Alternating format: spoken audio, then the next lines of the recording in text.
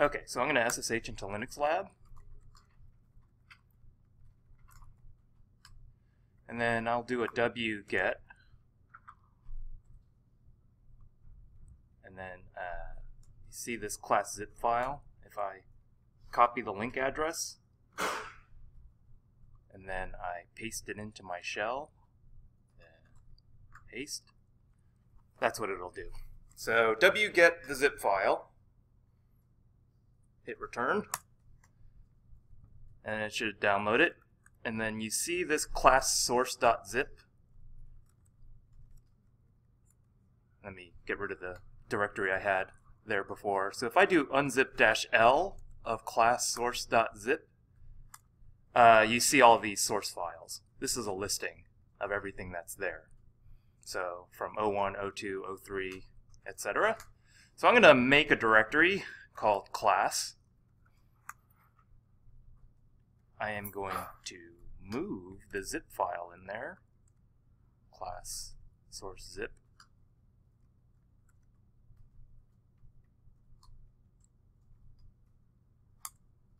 And then I'm going to cd into it. And then I am going to unzip. And it's going to inflate. Oh, sorry. Did you guys catch all that? There it is.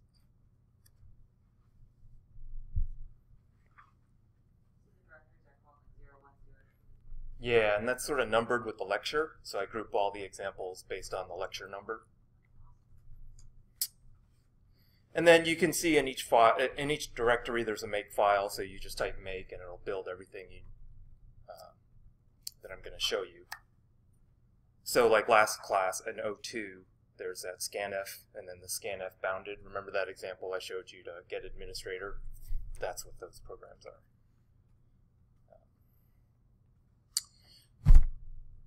Right.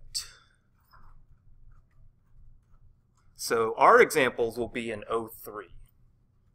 So now when you're in the class directory, you can cd into 03, and well, there's an a.out in there already. Oops, I don't need a.out either. All right, so that's 03. There's a library example, an elf example, and then a define example, and hello example. So those are the 4 examples that I'll walk through today. Okay, so now you're primed and ready to go on that.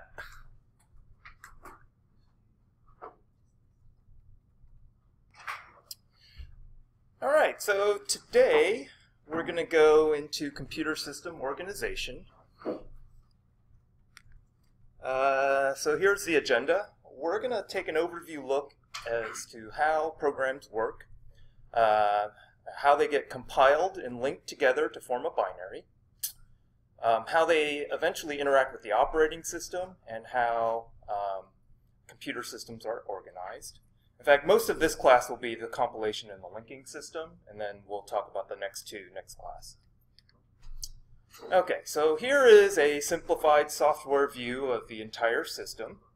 We'll start with the hardware, which is your raw CPU, memory, disks, and terminals. And typically layered on top of your hardware is the operating system. And the job of the operating system is to provide abstractions over the hardware and to provide protection from users manipulating the hardware. So some of the abstractions that the operating system will provide is this notion of a process. It will also provide you memory management. It'll give you an abstraction that you own all of memory, even though you don't. It will give you an abstraction of a file system that you can navigate around, and that's layered on top of the raw disk blocks. So you don't want to be managing disk blocks for each one of your files, so they layer a file system on top. And then it gives you an abstraction, a uniform abstraction to all of the I/O devices. So you don't have to worry about the details of this device versus that device. It's all done with a single abstraction. This is all done in kernel mode, which is a privileged mode on your processor. The way you interact with the operating system is through these standard library calls. So the standard C library, for example. And the standard C library gives you doorways to the operating system abstractions. For example, open, close, read, and write give you basically the doorway to the I/O subsystem and the file system. Fork and exec give you a doorway to the process management system. And memory copy, which is not on there, memory compare malloc and free, that gives you a doorway to the memory management system. And then on top of these is what you're writing your programs on top of. So that's what your first homework is. You're going to write a program that uses the standard library to get at the hardware. So for example, the timer. So your get time of day call is basically going right down through here and then getting the time that's from the hardware, managed by the operating system. All right, and then obviously you have users at the end, people typing the words. So that's the picture.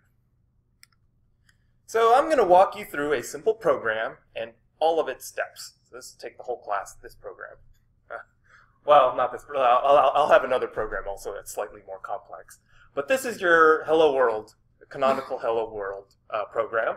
I modified it a little bit to pound define a constant foo, and then print it out along with the Hello World. All right, so that code is pretty easy. I want to take this code through the compilation system all the way to execution and show you exactly how that all works. So GCC is typically the compiler that we use, and it's actually not a compiler, it's a compiler driver that pieces together 4 different parts. It's a compilation system, I guess. It's a front end. So it invokes 4 different things: a preprocessor, the actual compiler, an assembler, and a linker. And so what does each one of these do? That's what we're going to go through now. Here is a chain that looks at what each one of these steps does. You start with hello.c, go through a preprocessor, you end up with this hello.i, which is a modified source file. It compiles into some symbolic assembly code, and then that is assembled into object code, which runs directly on your processor, which can run directly on your processor. But that's only part of your binary. It gets linked in with other libraries. For example, the libc library. The linker will link in the code from the libc library, and then you'll get your binary hello, and then you can execute that, and you get your program to print. Whoops. All right. So we'll start with the preprocessor. So the first thing that the GCC compiler does is invoke CPP. And that's the C preprocessor. And if you would like to invoke these individual components separately, you can do that in the command line if you choose. And CPP is just text substitution. It converts your C source file into another C source file with all of the substitutions being made. And the substitutions are based on these pound defines and pound includes that are embedded in your source code. So for example, pound include standard io.h, pound define food is 4. When you send this to the preprocessor, it's going to process the pound include, and it's going to attach an entire copy of standard io.h to the beginning of your program. And you need this because there's this symbol printf that you're using in your program that the function prototype, which is here, shows up in standard io.h. That makes the compiler happy. And then it sees this pound define foo is 4, and it'll just do a straight up substitution of the symbol foo in your program with 4. And so you'll see the output here, it's 4. All right, that's pretty straightforward. One of the things about including files is that if you see the angled brackets, this will go into the system include directories. So user include, and it'll look for foo.h and user include. There's a system path for includes. When you do the angled brackets, it says go through the system path for it. If you do the quotes, it says use the current directory. So if you have a local include file in that current directory, you would use the double quotes to include that.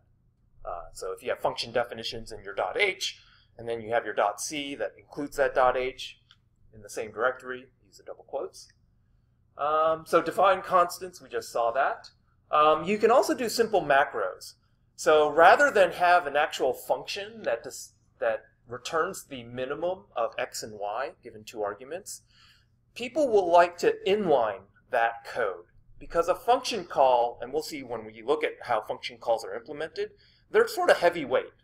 They force you to save a bunch of state, jump to a new place, execute, and then return back. There's a lot of bookkeeping involved with actual function calls. So sometimes they'll just say, hey, you know what, just inline this, but I don't want it to look like this. This is awful. Like, if you see that in your code, you'd be like, what is that code doing? That's sort of like hard to read. So they'll just say, this is the macro that everyone understands. It looks like a function call. But the preprocessor is going to just expand that out into this after you run CPP. So it's much more manageable to read, but you get the performance on the other side. Right. Questions? Yeah. What is the system path? So system path. Okay. So one other thing that the preprocessor is often used for is conditional compilation.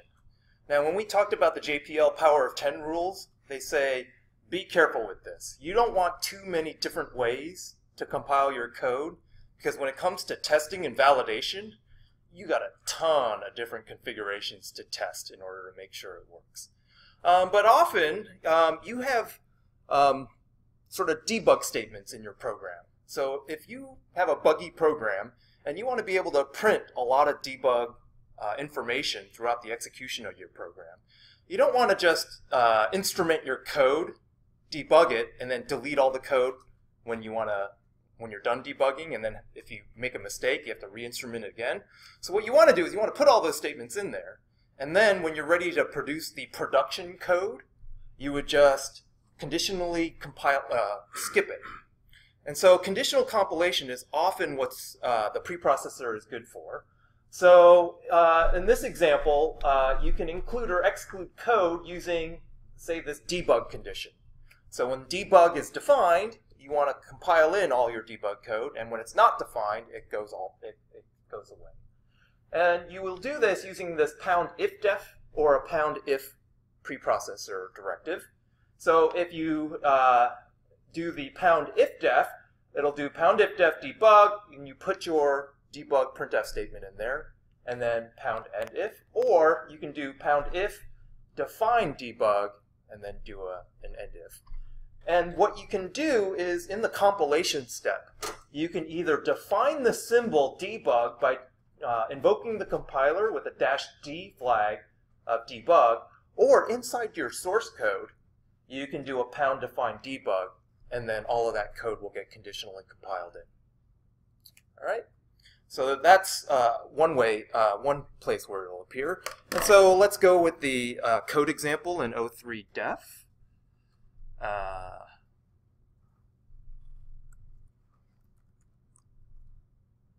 Wait, it's not there.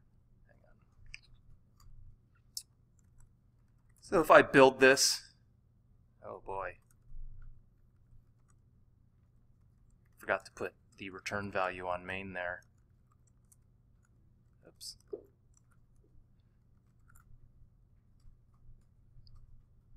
Okay, so when I compile this, so let me edit def.c. So this is the program. I have this debug check, and then I will print this debug flag on if it's set, and then it'll print hello world in either case. And then if you look at the compilation steps, you'll see here that there are two binaries that are made with the same source file, def.c. In the one, I define the debug flag, and I put it in def debug, and then on the other, the debug flag is not set.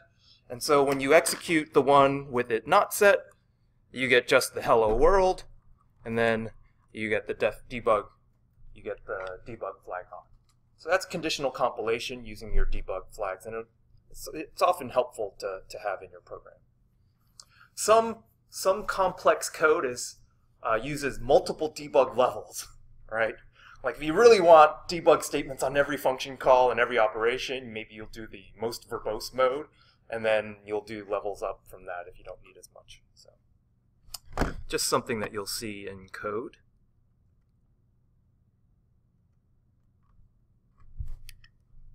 Often you'll see pre-processing or conditional compilation being done to support portability.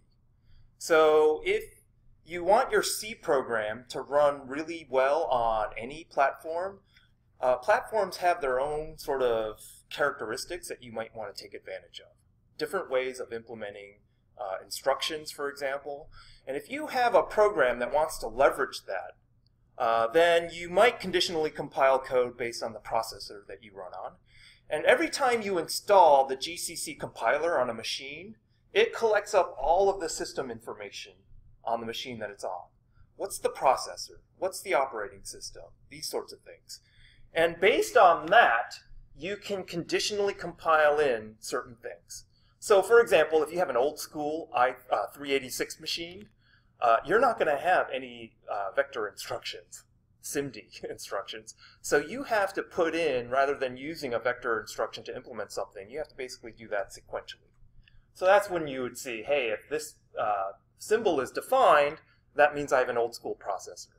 So you'll see this maybe in embedded devices, where embedded devices don't have a lot of the things that you would expect on a regular desktop, and you would conditionally compile in that thing based on that. So you can actually get down to the very feature levels of a processor. So here is a specific SIMD feature called SSE, streaming SIMD extensions. This is a Intel Core. No, actually, it's a Pentium 4 thing.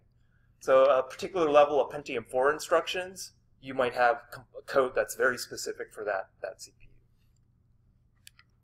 Okay, so that's the preprocessor. The next thing is the compiler. So it's going to call CC1 to generate the assembly code, and this translates your high-level C into the underlying machine instructions. So the three sort of general things that the compiler does is that it gives you the variable abstraction. So it will map that variable abstraction, the fact that you have local variables or global variables in your program, it'll map that onto the memory locations and the registers that the CPU has. The other thing is it will map all of the logical and arithmetic operators in your C code to the underlying machine opcodes on the processor.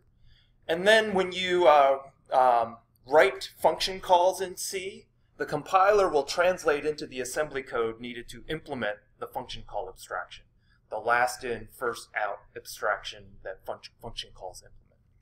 So all of that is what the compiler will do. So here's an example using our Hello World file. So this is our modified C program, and this is the assembly code that it spits out. This is the code that implements this program. And you can see it does some moving of data, and you can sort of see parameters are getting moved. This symbol .lc0 is this string hello world, which maps to that string in the printf. And then you see down here a call to printf. So you can directly see this compiler is generating code to set up the parameters of printf and then just calling printf. Okay.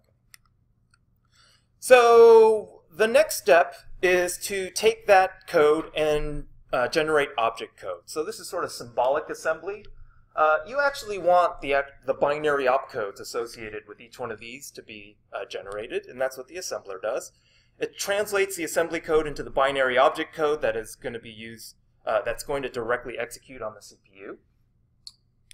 So here's an example.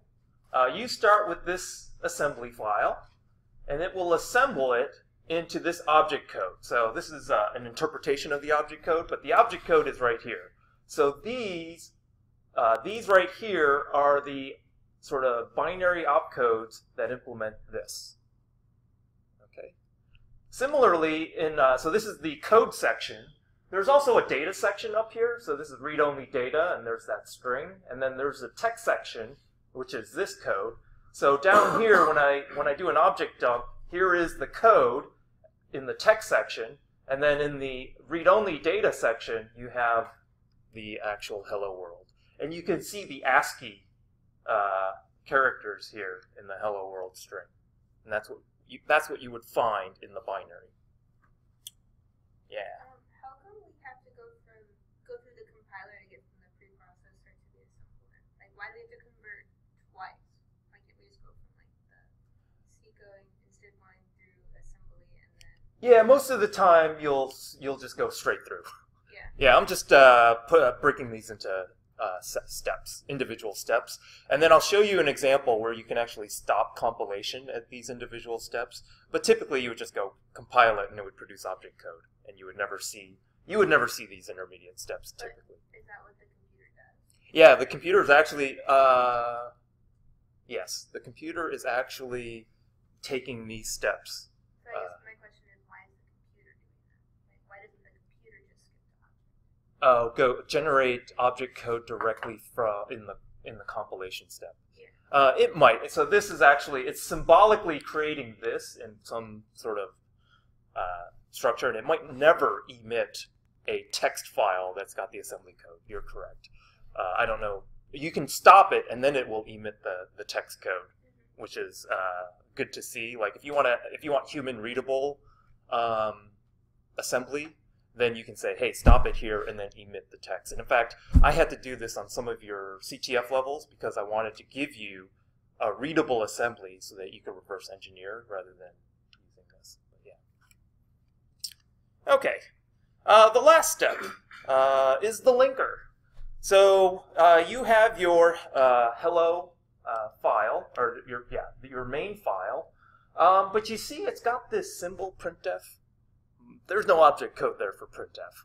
The linker is in charge of getting that printf assembly code linked into your program so that it all works. So that's the last step. So it calls the linker LD to generate your executable.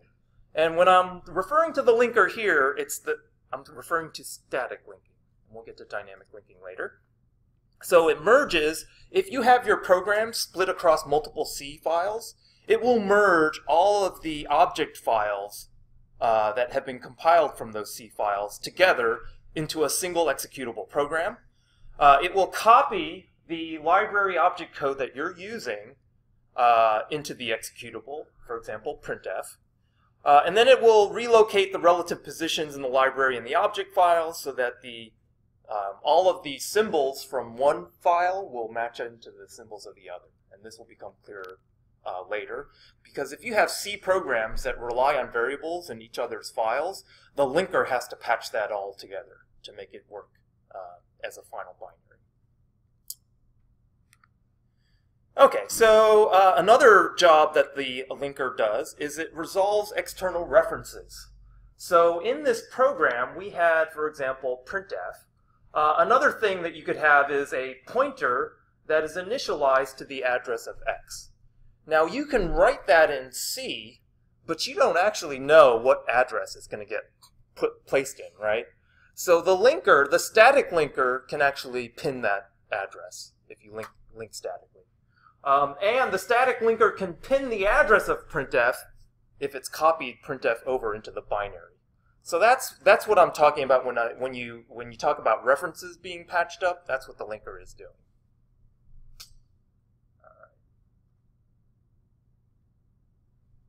Questions? Oh, you get okay. Okay, so some of the benefits of linking, and I'm talking about the benefits of splitting your object code into multiple files, compiling those into separate object files, and then linking them all together after the fact. The benefit of that is having modularity in your code, where it can be written as a collection of small source files rather than one monolithic mass. Because if you have opened up a source file and it's like hundreds of lines of code, that sort of sucks to try and figure out what that code does. But if you have well-named short C files that specify specific functions, then it's much easier for you to drill down to the function that you need to look at to figure out what the code is doing. It also enables compilation efficiency. So we talked about make files. If you have a project that's got hundreds of C files and you change a single C file, What you would like to have happen is to recompile that single C file, generate the new .o for that C file, and then relink the whole thing together using the old .o files of the other files. What you don't want to have is one monolithic C program. You make one line change, and you have to recompile the entire file again. So that's compilation efficiency. And so the idea for linking and creating libraries is to get all your common functions together and then implement that in a library call that you link in. Okay, so that is a summary of the compilation process. So these are the steps, and there is the hello static example, which I'll walk you through. You can go back into your shell. All right. So this is the way I invoke the preprocessor. I could have used CPP, but GCC, if you give it specific flags like -E, -S, -C, it will invoke the different parts of the compilation step. So hello.c, the output is hello.I, and if you hello.I, this is hello.I, and you can see this is standard io.h in all of its glory. And then at the end, you see your code, which has a hello world and then 300. Actually, I used a different number on this one. So that's hello.I, simple string substitution of the macro. The other one, so then I say GCC, and I just want to compile and produce the text assembly file, and so this is the flag for doing that. And if I edit hello.s, which is the output of the compiler, you can see the read-only data section at the top, and then you can see the move quads here to set up the parameters to call the printf, just as we saw in the slides. And then you call the assembler to generate the object file, and then I'll do an object dump -d, which is disassemble. And this is the object file hello.o, and you see that the exact opcodes that we saw earlier. And then finally, the last step is to generate this hello static. And you can do an object dump -d on hello.static, and you can so yeah, that's libc, statically linked in, and you can see all of this, all of the code that you need to execute that hello world program has been statically linked into your program, which is why this is a huge file.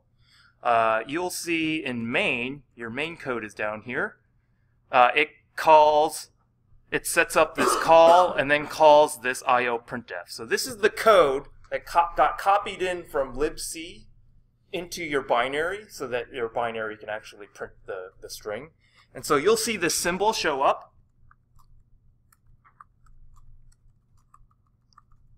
In your code, and this is what the static linker did.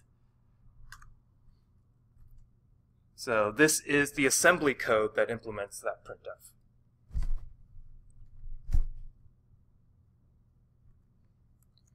All right.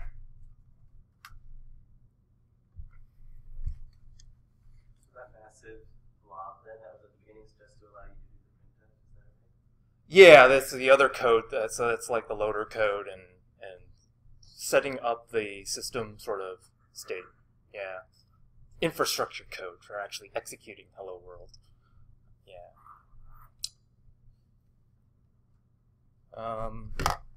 Yeah.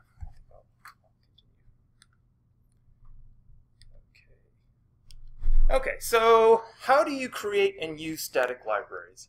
So we've been linking in the standard C library. So how does that standard C library get created? You saw all of that code that got spliced in. So the way it's created, you take the individual library calls and you implement them in single C files. So for example, there's a printf.c that implements that call and that call alone. And they'll get compiled into .o files, object files. And then what you'll do is you'll call the archiver and the indexer. So there's both AR and ranlib, which didn't make this slide. And that will take all of these .o files and create a single library file that's got all that code in it. So this is like the zip utility for object code you can think of. And then you get libc.a, and this is in your file system. So if you go into like user lib somewhere, you'll see libc.a. And then this is the thing that you will link into any of your programs to get all that code together. So then your program is here in P1 and P2, and you run the same compilation step that these guys ran up here. And then you call the linker, and the linker is going to paste together your .o files along with this libc.a to generate that final binary. So that's static linking.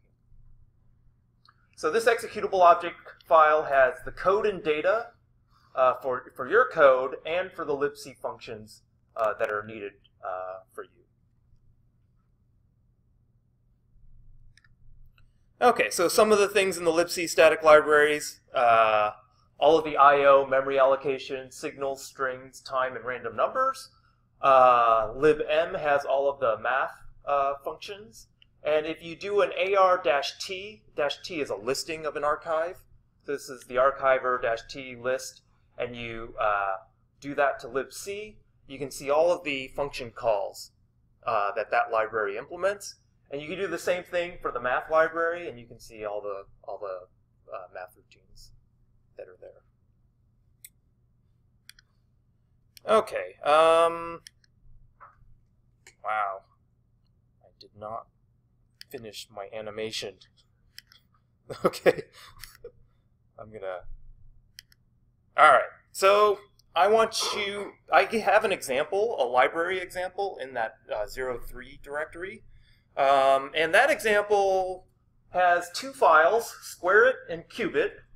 And then I have a recipe to compile those into the individual .o files to use the archiver and the ranlib indexer to create this libmyutil.a. And then I'll have a program mathTest.c that will generate this .o, and then they'll get linked together to create an executable P. So let's go in there into libexample. I will want these commands here.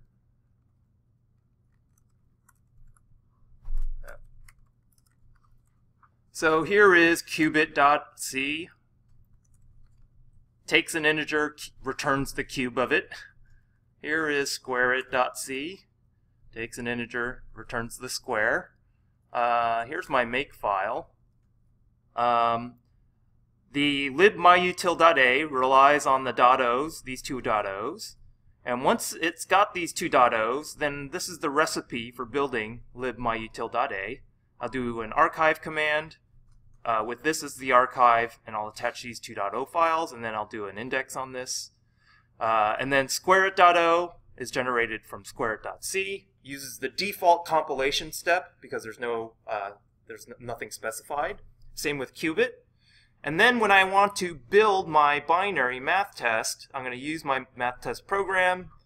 Oh, it relies on mathTest.c and libmyutil.a, and then it will compile into this math test binary, mathTest.c, and then I'm going to link in, I'm going to specify that I'm going to use a library called myutil, and then by specifying this, it's going to look for libmyutil. And then -L says, look in the current directory for these libraries. It specifies a library path. So that's basically the compilation step. So here is my math test program. I have to include the standard IO.h because I'm printing. I also have to include a function definition for square.it and cube.it. I could have put that in my own .h file, but the compiler, when it's compiling math test, has to know the function prototype for those two, and this is how you define that.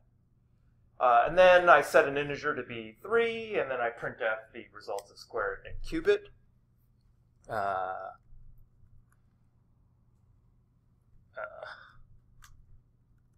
Let me let me make the compiler happy.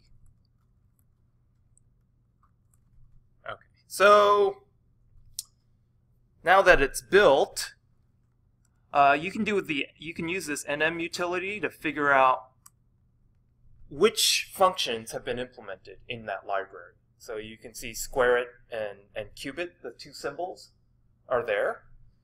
And those are the ones when you do the extern and you're linking this library with your code, it's going to say, oh, I know those two symbols, and that will match up with your extern declaration in your math test file. Now, there is an issue where if you have two libraries and they both have square it and cube it as symbols, you get a conflict. And this happens, I don't say often, but this does happen. And there are rules that say which one do you take, which one dominates the other. But hopefully you never get to that point. The other thing I'd like you to see is object dump of -d of libmyutil.a. And you can see your assembly code that implements square it and cube it. So this does a move, and then it does an integer multiply. That's the instruction to do the multiplication underneath. And then the qubit does two integer multiplies, as you would expect. All right. So there's that example. Are there any questions? Yeah. Go over that extern. Yeah, so if you have a symbol,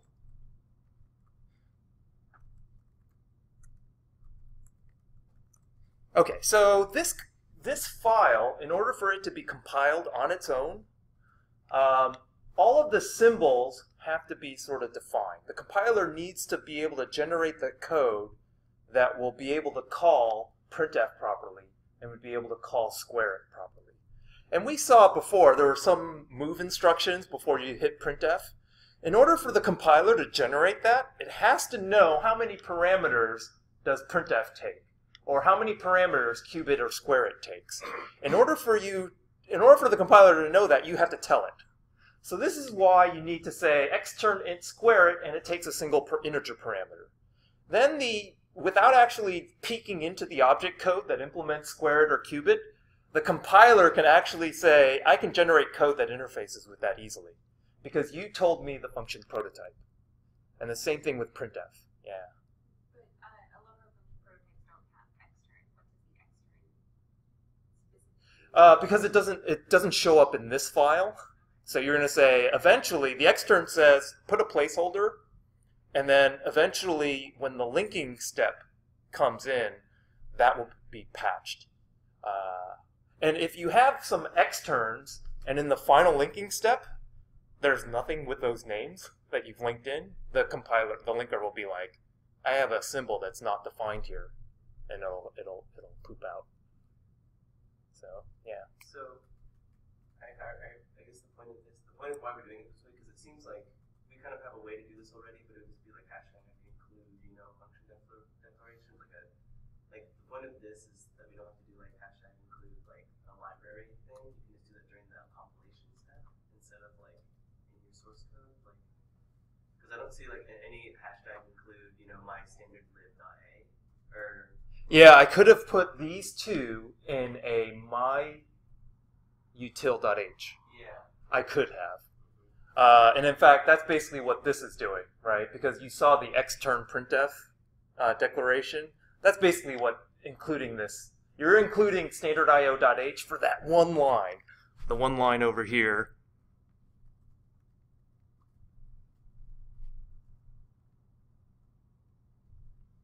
This one line that says extern int printf is this. That's the single line in standardIO.h that the compiler's looking for, so that it knows that, oh, okay, you gave me this function prototype, now I can interface with this function prototype. I can actually generate this code without actually knowing anything else about the assembly code of printf. So it's a bookkeeping thing for the compiler. And the compiler doesn't know anything about square it or cube it, but you told it that square it and cube it, it returns an integer and it takes an integer. So then it can actually, if you see math, if I do a gcc-c of math test.c, and I do an object dump -d of math test.o, it doesn't know what you're going to do with square it or cube it, but because you gave it the function prototype, it knows here, where's the call? Wait, that not? Oh, did it optimize it out?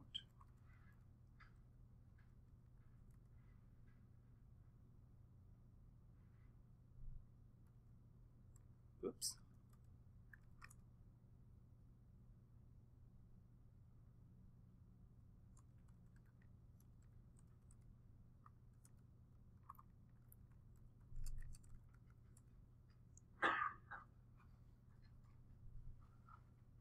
Okay, so it knows it's filled in here, but it knows how to set up the parameters to call the square it and the cube it calls. Actually, it's up here. So these are all nulled out. It doesn't have any information about where these calls are. So this call quad has a bunch of nulls in it right now, and in the linking step, these get put in. But it's actually moving the parameters into the appropriate registers to invoke that call, and it knows exactly how to do it because of that function prototype. So, not the greatest example to show you on this one. Right. The point of this example is just to show that we can create our own libraries, right? Mm-hmm. So, when you say extern, it's saying like, look into that like .a file in the current library, like the myutil.a. It's saying forget about looking for this symbol in the current file.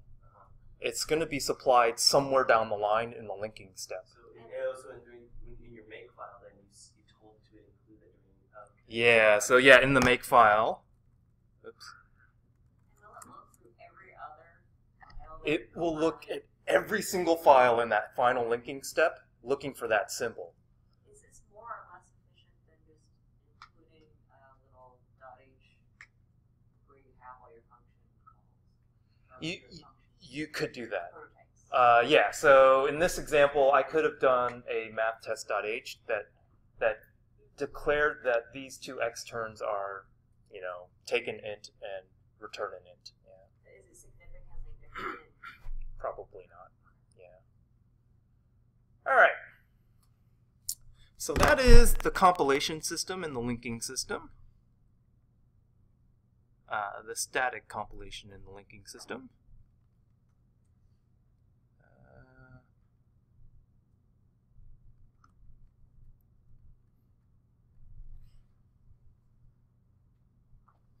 Okay, so there are some problems with static libraries. If you have a bunch of different programs that all use libc, you'll end up with a large amount of object code that's identical, that's been linked in to every single program.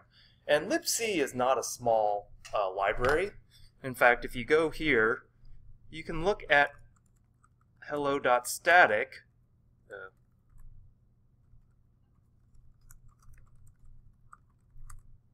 And that's a 909 kilobyte file to print hello. That's sort of funny.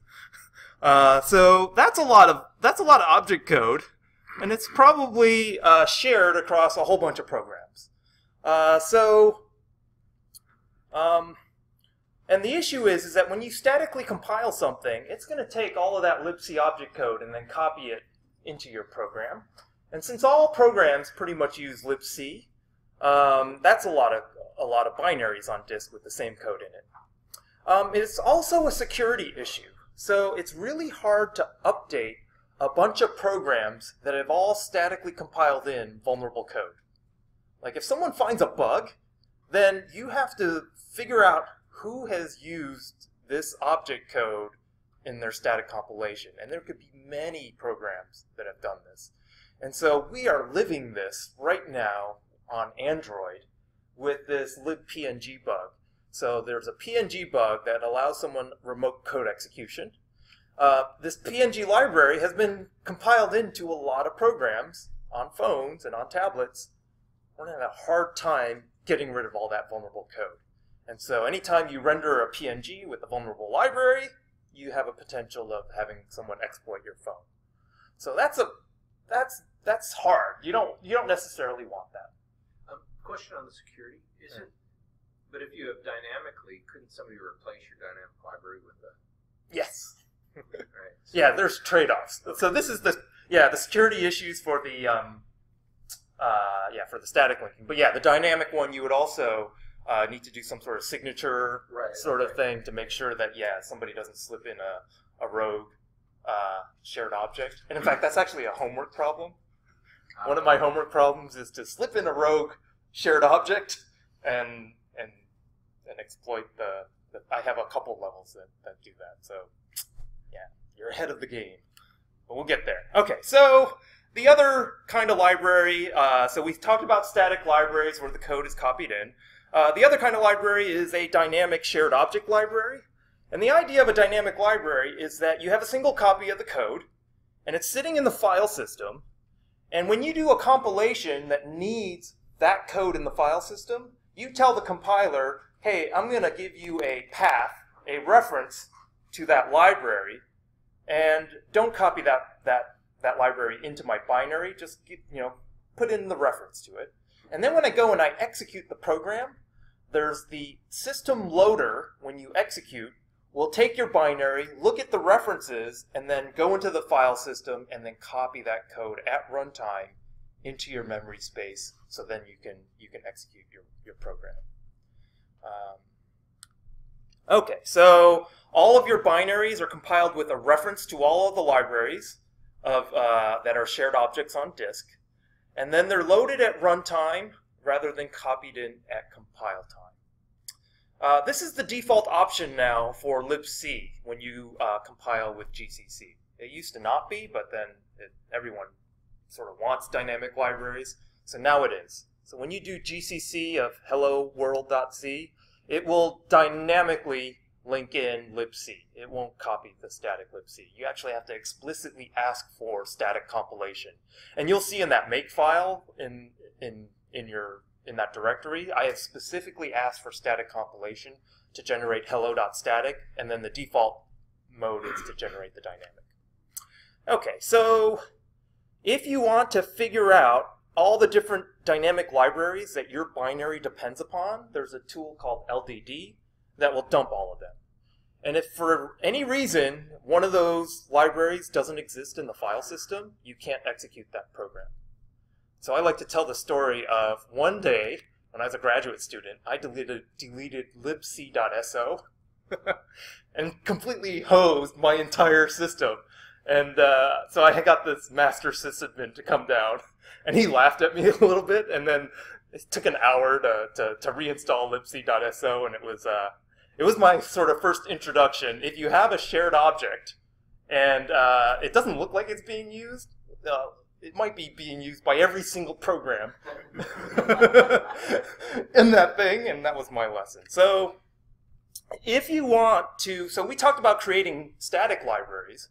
If you want to create the dynamic version of that, you do this gcc-shared. And there are certain things that you have to compile. You have to tell the compiler a certain way of compiling a shared object.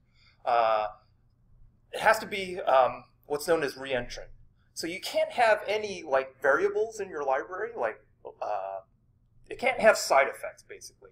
So when we say reentrant, it means that multiple people can execute that library without changing the effects. There are no side effects, so that they can be executed independently. That's what the shared object flag will allow you to do when you use it. Okay, so let's go to hello.dynamic. And you'll actually see this hello.dynamic is 8 kilobytes, whereas the static is 909, because it doesn't have libc in it. And then you can do hello LDD on hello.dynamic, and you can see there's your libc shared object file that it's going to go into the file system, load those things at runtime into your memory space, so then you can print your hello string.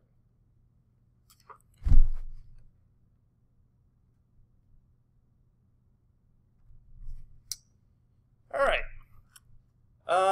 So one caveat is how do you make sure if you're distributing software and you have dynamically linked a whole bunch of libraries and you want to ship that binary, how do you make sure every single platform has that set of shared shared objects on their system? You can't. And so one of the reasons you would use static compilation is to make sure you have all the code with you all the time. And so you'll see this in embedded devices.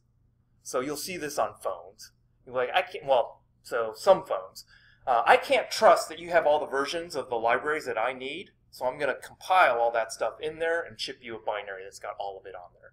And this is where we get the libpng issue of, hey, I don't know if you've got the PNG library, I'm going to compile it in there statically, and now we've got a bunch of code that's statically compiled, and now when we have a vulnerability, we can't really patch it. It's hard to patch. Okay. And so the flag that you use to statically link is this -static flag. All right, so here is a picture of what we just talked about. You have your C files. It goes through the driver, creates these object files. And then if you have statically linked some code in a library, that gets, in the linker step, the LD step, that gets copied into a single binary P. This is a partially linked executable. So you partially linked all of this stuff, but then it relies on dynamically linked, dynamic object files in the file system, such as libc.so and libm.so. And then when you load your program, when you actually execute the program in the shell, it calls the loader, and the loader will take this partially linked executable, load it into memory, take these shared object files, load that into memory, patch up everything, and you have a what's known as a fully linked executable in memory. And that's the only place where a fully linked executable will exist, is at runtime. All right.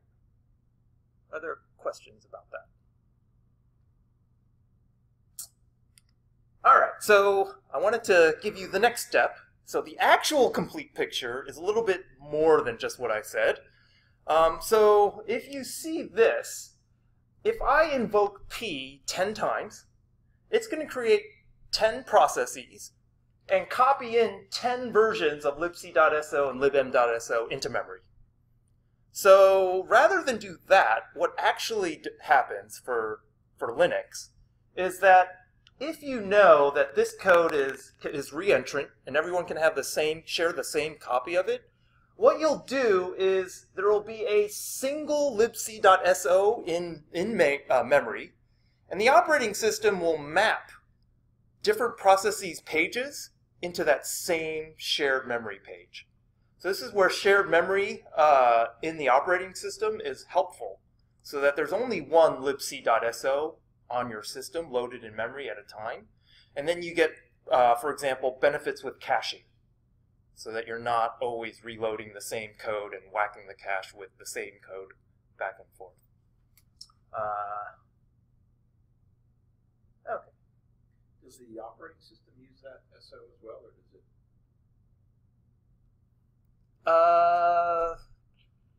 No. So it has its own. Yeah, it must use its own. Yeah, it doesn't rely on that, I believe. Okay. Let me pause there. Okay, so we have a file, a partially linked executable in the file system.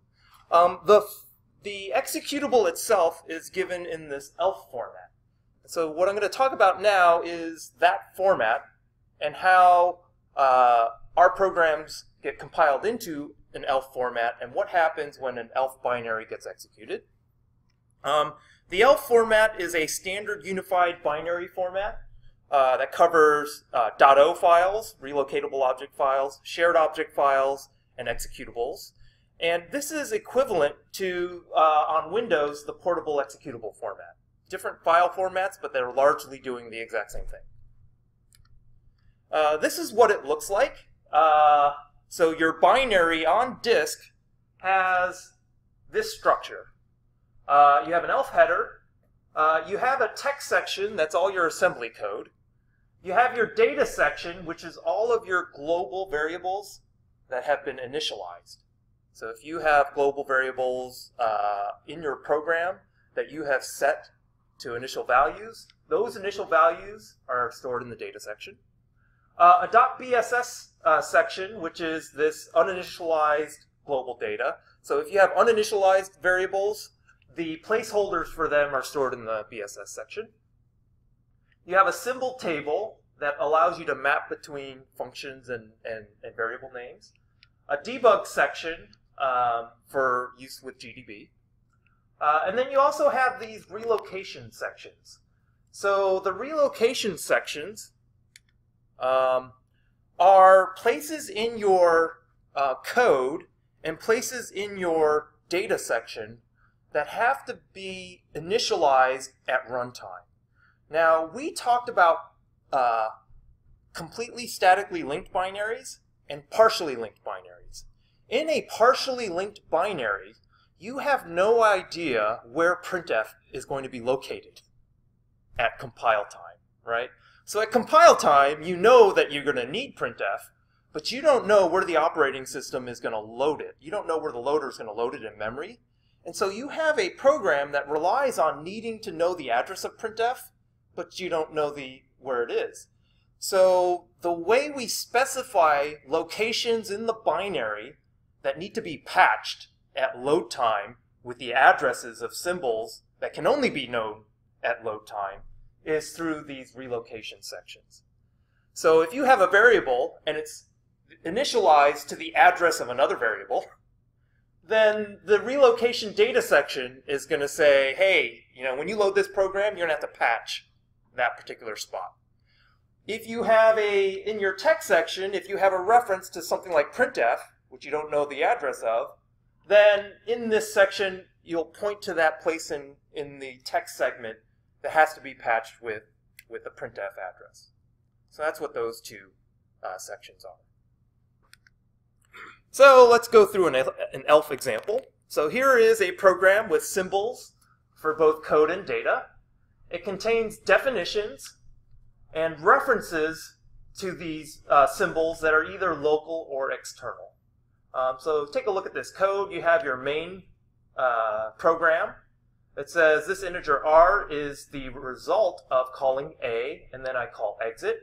I have specified that this function a is an extern, just like before, and it's going to be supplied by a.c here. And then I have a global variable e that I set to 7. Now over in a.c, I have an extern declaration saying, hey, I have this integer e that's an external symbol that's actually going to be this e over here, supplied.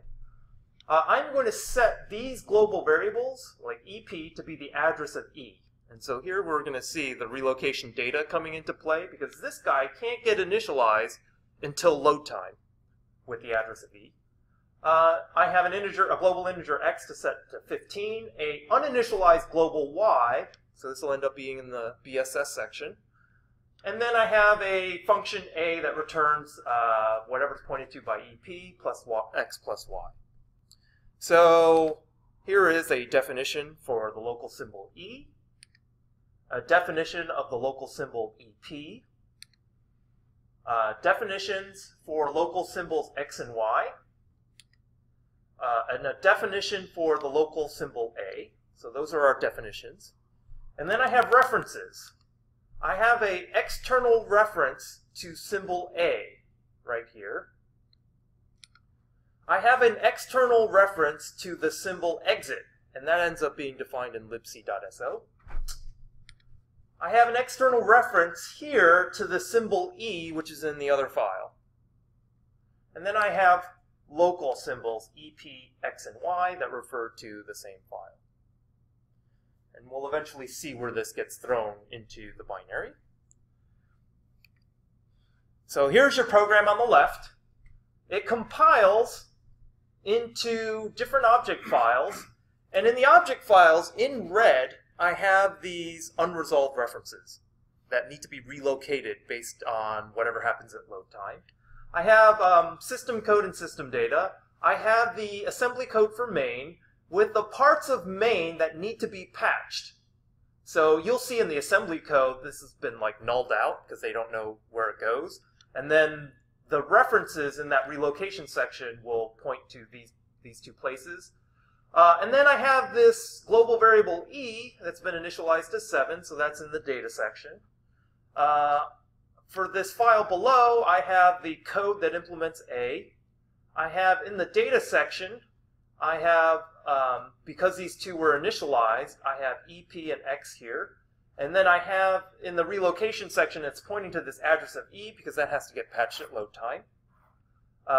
And then in the BSS section, I have this integer Y that's uninitialized. So it's just a placeholder for Y.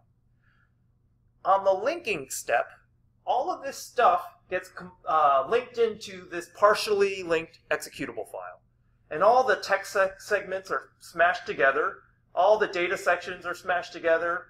And then the uninitialized data is smashed together. And then you have these things in red that need to be patched up at runtime, and those are the things that are pointed to by the relocation sections. Okay, so the relocation operation is to single out all the instructions in the data locations that depend on locations that you only know at runtime. And we'll see that at runtime, if you are trying to be secure, typically what the system will do is it'll randomize your memory layout on every invocation. And so because you don't know what your random address is going to be, at runtime, you will then patch all of that information up based on the information in the relocation text and the relocation data sections. Okay. So that's relocation. Quick question. Can you go back one slide? So when you bring A in, when you link it together, it doesn't say, okay, now I know where A is relative? Yeah, because even, unless, you don't know the address that A is going to be loaded at, typically. If you have, So it's not going to be loaded relative to main in a certain order. It could be any... So it could be, actually. It's a good question. I think the way I've written the example, so we'll actually show and get in there and look at it. I believe what happens is this doesn't get filled in. In older compilers, it was actually fixed. So, and you'll see in older Windows binaries formats, the entire memory space is fixed. I believe in the example that I have, it's not fixed. It's not pinned to be right after main. Okay. Can I ask another quick question? Sure. So if you have a variable defined inside your function, does that end up in the context? It doesn't end up anywhere, actually. So if you have a variable inside of a function, it turns out this is allocated on the stack. Because function calls and function call chains, you don't know how many times you'll get invoked and where you're going to get invoked from. So there can never be a single copy of that variable. So typically what you would do is you would build it onto the stack. And then somewhere on the stack, like if it's a recursive function, for example, you'll have multiple versions of that integer that's inside that's declared inside your function. And so that's where that gets allocated at runtime. It's only the global variables and the global uninitialized variables that will get a place in the executable. Where you have only a single copy of it. Yeah. Any other questions? Okay. So we have this compiled in the elf example directory. So we're going to build this, and then we're going to use both the readelf tool to look at the different sections of the object file and the object dump tool to look at the assembly code. Let's go through this. I use readelf with the -R option to say, give me the relocations of this object file. And then object dump with -d says disassemble the code. So here we go. So this is m.c, which is what you saw, a.c, which is what you saw. If I do a readelf -r of a.o, I'll pipe it to less, just like this instruction in the slide asks me to. You will see here, so if you look at a.c, you will see things like the address of E and then X and Y that you will not know where they're located until runtime, until load time. And so if you look at the relocation text, it's got these symbols EP, X, and Y that it doesn't know where they're going to end up. So that's what's in that section. And then it's got this, in the data section, it's got this E, address of E, that's not known until load time, and that's this symbol right here. All right. If I do an object dump of a.o, you can see these are placeholders. So rather than moving actual data, you see this has all been nulled out. These are null offsets from the RIP. You will see in the eventual linking step that these get pinned into actual locations. Or in the I statically linked at the very end just to show you that it got nailed down. But when you dynamically execute this, those will also get nailed down as well. So these are the placeholders here that you'll see. If I do a readelf on m.o, and if you, you'll see that the symbol A and the symbol exit in the text section are needing to be patched up, right? So, and that is for these two symbols. Those are the only two external references in M. And you'll see if I do an object dump on m.o, you'll see that this call has been nulled out. So this has to get filled in, and same with this call. So those are the two calls that will get patched up at load time. After linking, all of the symbols get resolved in main. Now I statically linked in all of these things so that I could just show you using a tool that the references got patched up. But this typically would only happen at runtime, at load time.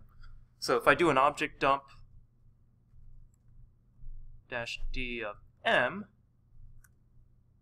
and I'll go to the main section, you see that this has been resolved. A is at 409 CD, exit is at 40EA00, and if I look for A, this is A, and the references to EP, X, and Y have been filled in, and these are relative offsets of the instruction pointer. We'll get to this later, but you can see the references are patched up now.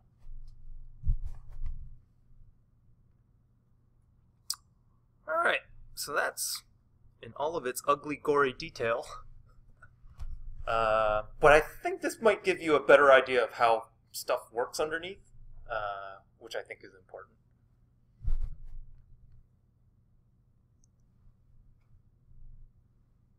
All right.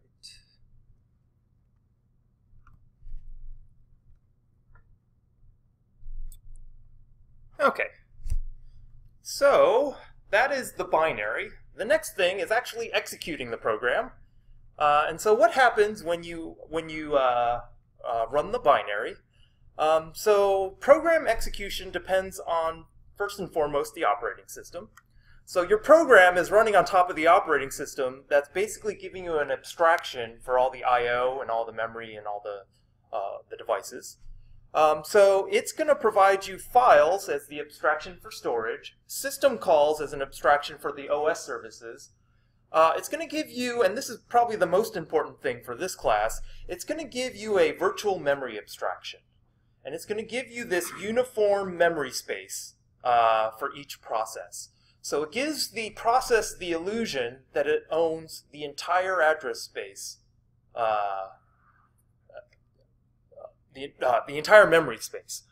So the other, another abstraction that it does is give you the process abstraction. So this gives you the, with the virtual memory and a slice of the CPU, this gives you the illusion that you own the entire computer in that process. So those are the things that the operating system is going to provide you. So what happens when you execute that binary is that the operating system does the bookkeeping to create this process, which includes, among other things, that virtual memory address space. And then the system loader is going to read the binary, the partially linked binary, from the file system and load that code into that newly minted memory space. And this is done via direct memory access, so where the disk controller speaks directly into the memory controller rather than mediated via the CPU. After it's done loading the program into memory, it then goes through and loads all of the dynamic shared objects from the file system into memory using DMA. And then it links together everything. It does that relocation patching that we just talked about. And then finally, it starts a thread of execution running right exactly at where your entry point is that you've declared. Note that the actual binary itself is still on disk, and it can be invoked over and over again by other people. And those invocations will create individual processes, just like this one. But they'll be separate and distinct. So the idea is that the program is a recipe, and the processes are the cookies. The program is a cookie recipe, and the processes are the cookies. Okay, the instances. So if your program thinks it has all of the memory, like, does it mean like does it think that like the slice it has is everything, or does it think it literally has everything that's like actually available? It thinks that it can have anything. It can allocate memory from and on any address. So for a 64-bit address, if it wanted to, it could allocate the entire range, and it would be separate from another person's range. And the idea is that even though it's sort of this is why they call it a virtual address, even though you go from 0 to 4 billion, I might map you into real memory that's nowhere near the addresses that you think you have, because it's in a level of indirection, so that everyone can have a memory location 0, for example, but it'll get mapped into different parts of real memory. But that makes it easier to program, right? Or to manage the memory on your process, for example, because then you can just allocate and deallocate memory regions, knowing that you're the only one with access to those virtual memory addresses. So we'll talk about in chapter 6, sort of virtual memory and caching and how they interact to give these processes the abstraction they need to run. That makes sense. What if one user just uses everything though? Can one user possibly like take down a network because they like allocate too much? Yep. So if you decide to allocate all of that memory, and the real memory that you have on that machine is smaller than the virtual memory, then it goes to what's known as a swap file. And this is a file on your disk that will back up memory if you've used it all. And this is called swapping, swapping to disk, and you'll see that all your programs will crater. Their performance will crater when the swapping happens. So, but in order to keep that abstraction strong, that's basically what will happen there. So you'll see this, like, if you have a bunch of virtual machines. So not only, so virtual machines are actually instances of computers running on the same hardware. If you have too many of those, and they're using more memory than is backed in real memory underneath, you'll see that it'll start swapping into disk, and then your performance will crater. But it's still giving you that abstraction that you could have any address in memory.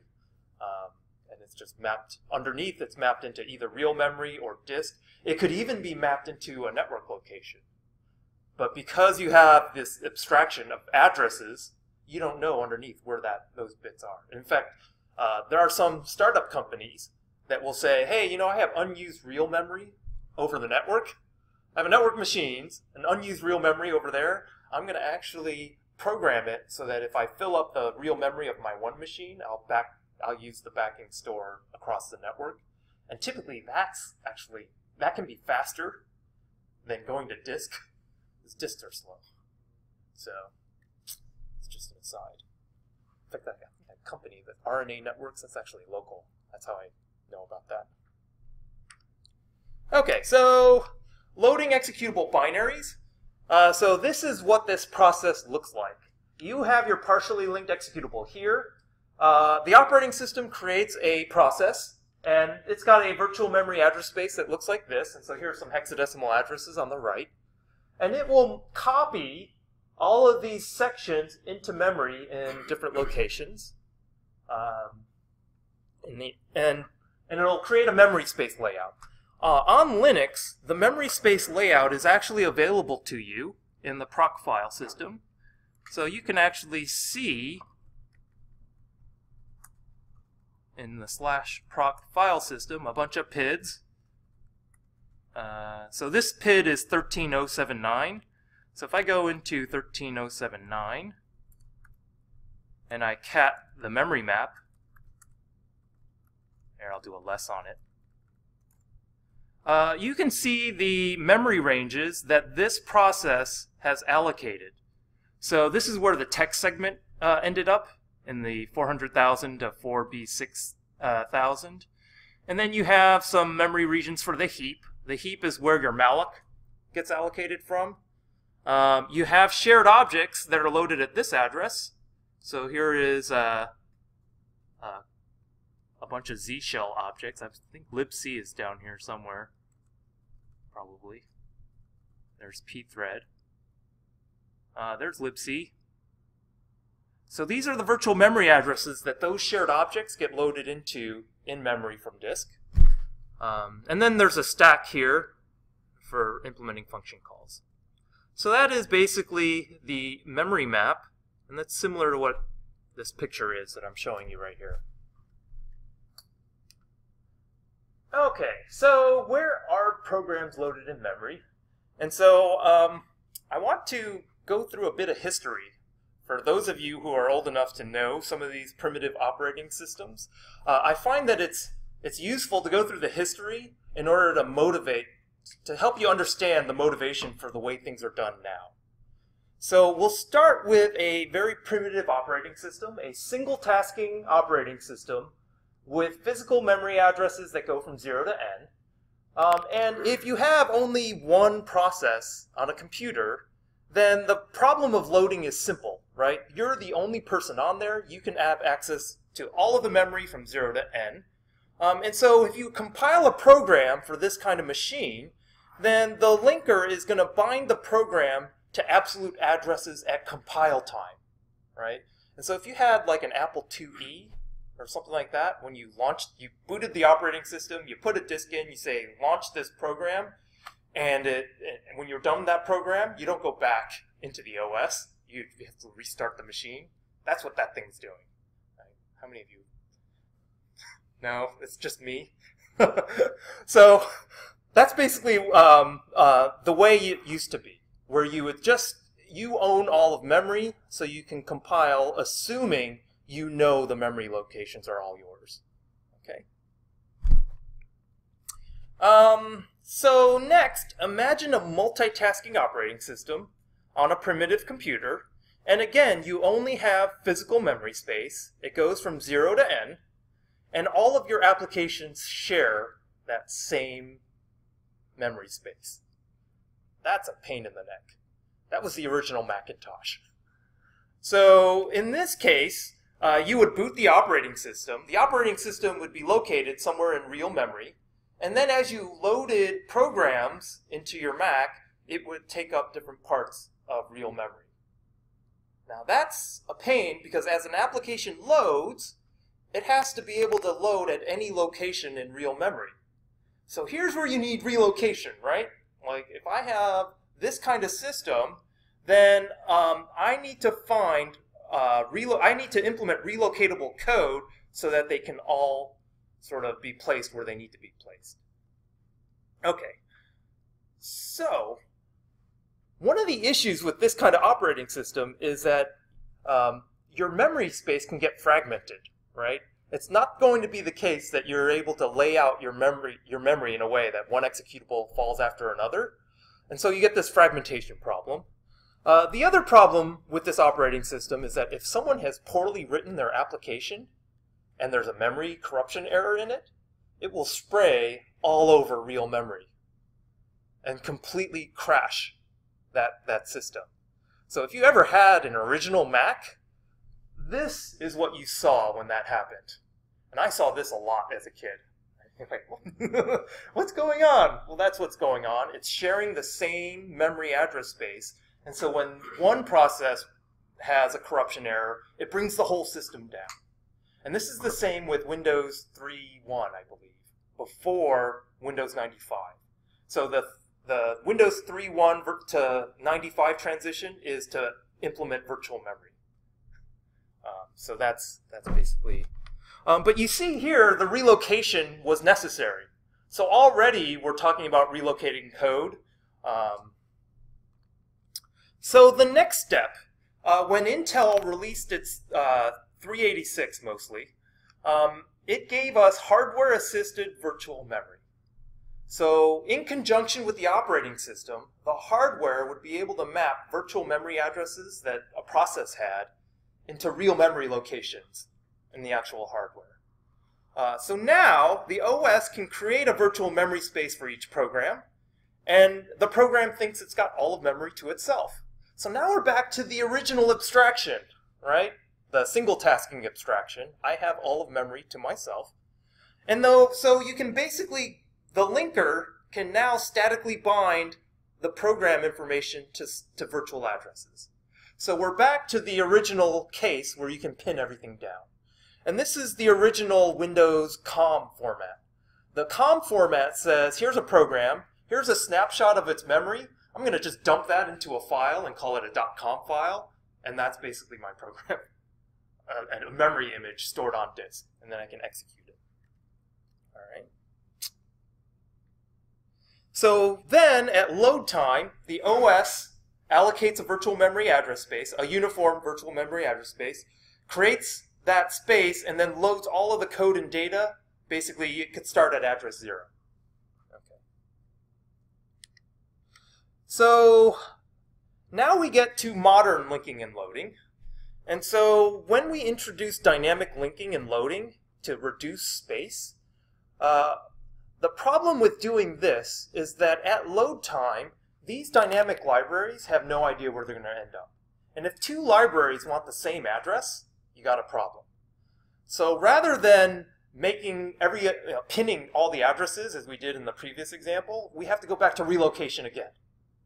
So this is where the ELF format got developed, and this is where the Windows switched from the .com format to the .exe format, is to support dynamic linking and loading.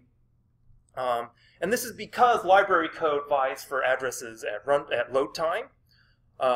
So the other thing that we have implemented is address space layout randomization. And the reason why we want to randomize the memory space layout is that it makes it more resilient against adversarial attacks. And we'll see this later on when we try and do some memory corruption exercises. So that is where we're at. Quick question on virtual memory. Mm-hmm. Can your program find out what physical memory is used, or is that protected by the hardware? I don't know of a way. You think you wouldn't want to? Yeah, in fact, I've heard it being inferred only. So there's this attack called Rowhammer, where they're trying to put your memory location next to someone else's key, and then you hammer that row, and it'll flip a bit in that guy's.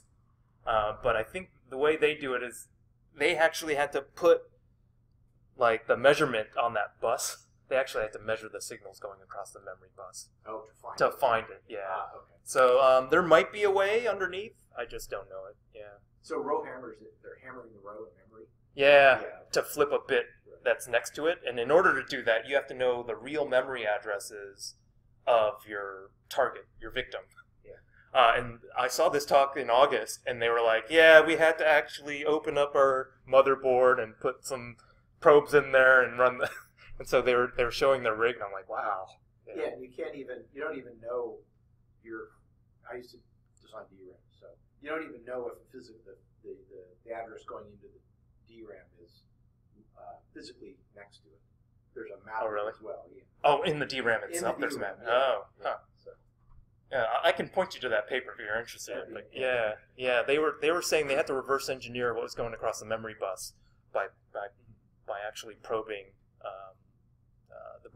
the bridge to memory. I guess is what they were probing. The Rowhammer's a typical test you do on DRAM to find defects. Okay, Purely, so they're using it to introduce defects to get someone to give sort of like the is_admin is equal to 0 thing. Right. That's what they're doing. That's the latest and Just see if greatest they in get tech. lucky. Yeah. Turns out You're pretty lucky. in fact, there's no luck anymore. Oh, really? You can deterministically flip the bits. Yeah. So if you're interested in security, that's the kind of like hardware security. That would be an interesting thing to look at. I'm interested in security, but more software. But these are issues that definitely come up, and I don't know of any way to get it otherwise. Like, these guys were pretty smart, and they're using they're opening up the thing as it's actually running, and people are like, did you manage to electrocute yourself at all? Or I'm like, I wouldn't want to do that. So that's all I have for today. And usually, this actually takes me 2 lectures to get through, usually.